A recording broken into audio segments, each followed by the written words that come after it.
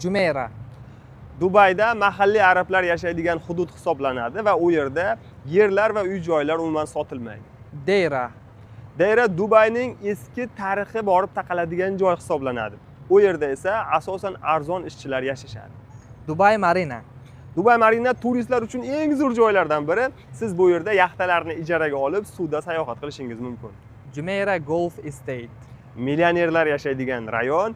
Ushbu rayonda golf bo'yicha xalqaro chempionatlar bo'lib o'tadi. GVC.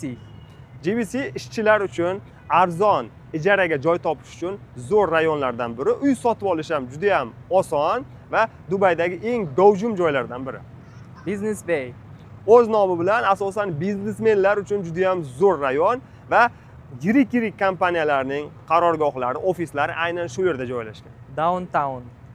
Burj Khalifa rayoni hisoblanadi va bu yerda asosan millionerlar yashashadi. Palm Jumeirah.